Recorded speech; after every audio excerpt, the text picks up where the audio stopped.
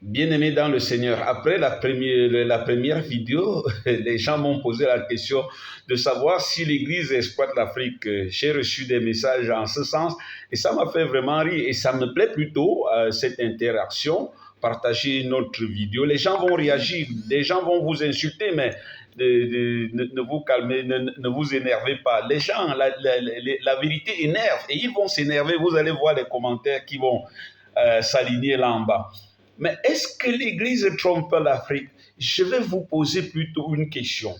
Au moment où dans nos pays, le tribalisme nous a opposés, l'autochtonie, l'allogénie, l'étranger, le local, dans nos familles, nous sommes divisés, opposés.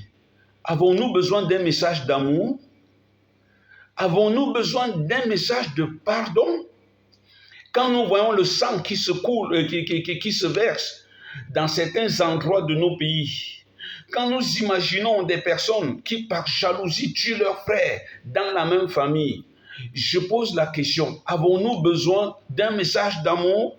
Avons-nous besoin d'un message de pardon? Moi, je dis oui. Et moi, je serai toujours là pour donner ce message. Je serai là pour donner ce message qui est celui de Jésus-Christ, afin que les hommes apprennent à s'aimer entre eux, à se pardonner entre eux, à se dire nous sommes frères parce que nous appelons Dieu Abba, notre Père. Voilà le message du christianisme. Si c'est ça tromper l'Afrique, c'est que je préfère cette tromperie, parce que ce n'est pas ceux qui nous vendent les armes qui nous disent donc la vérité. Parce qu'entre-temps, pendant que l'Église dit ceci, on nous vend les armes et des frères empoignent l'arme. Quand quelqu'un empoigne un kalachnikov, ce n'est pas pour venir à l'église demander l'eau bénite. Oui, vous allez me dire qu'il y a les aumôniers militaires, parce que les aumôniers et les militaires, par vocation pour les chrétiens, pour les catholiques, l'armée, c'est pour protéger, c'est pour la paix et la sécurité des frontières. Voilà comment l'Église... Et à ce moment, nous avons des aumôniers militaires, mais nous n'envoyons pas les gens en guerre. La guerre est toujours un échec. L'a dit le pape Jean-Paul II, l'a dit le pape Benoît XVI, l'a dit le pape François, le dit l'Évangile. Gloire à Dieu au plus haut des cieux et paix sur la terre. Alors, quand les gens viennent dire, et vous croyez, le message que nous disons, que nous écoutons le dimanche, est-ce qu'il est différent d'un message de pardon? Avons-nous déjà vu prêcher autre chose que l'amour, que la haine? L'Afrique en a-t-elle besoin?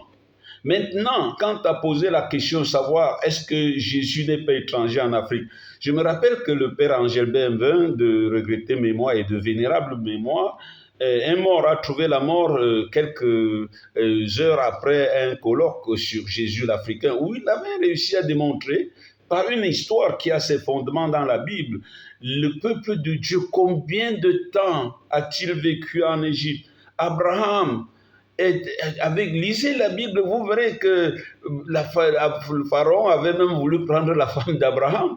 Donc, nous avons affaire à des gens qui ont un voisinage fort, sinon des racines fortes avec l'Afrique. Je le dis avec beaucoup de réserve pour que les scientifiques puissent un jour le confirmer.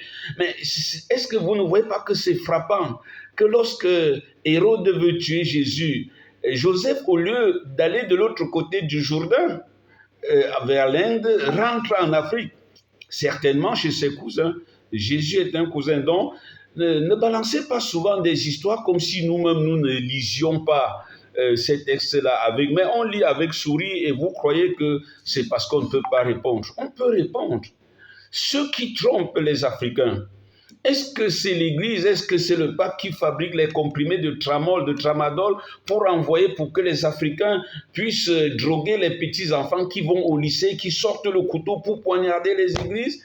A-t-on besoin d'un message de pardon? Oui, je dis qu'on a besoin d'un message de pardon en Afrique. Et là, l'Évangile a sa place. Est-ce que c'est le pape qui invite les Africains à passer des soirées et des soirées et des soirées à ingurgiter des litres et des hectolitres d'alcool, finissant tous leurs épargnes versées dans des bouteilles? Et après on dira que l'Église nous a trompés. Détrompez-vous, ceux qui trompent l'Afrique sont à côté. Et souvent, c'est eux qui prennent le micro maintenant pour dire « Oh, mes parents sont des Égyptiens ». Alors que les Égyptiens, même vous, nous regardent comme des étrangers désormais. Quand vous arrivez en Égypte avec cette peau, on vous demande si... On vous dit que vous êtes étranger. Vous êtes étranger en Égypte. Donc, recevez le message. Si le message ne vous plaît pas, dites-nous plutôt que l'amour ne nous plaît pas. L'amour que Jésus prêche ne nous plaît pas. Le pardon que... dites ça. Mais ne prenez pas la Libye sur Jésus n'est pas africain. Et donnez-nous un message alternatif à l'amour qui vaille pour l'Afrique et vous serez crédibles. Sinon, vous serez des intellectuels bidons. Vous serez des intellectuels nuisibles pour l'Afrique.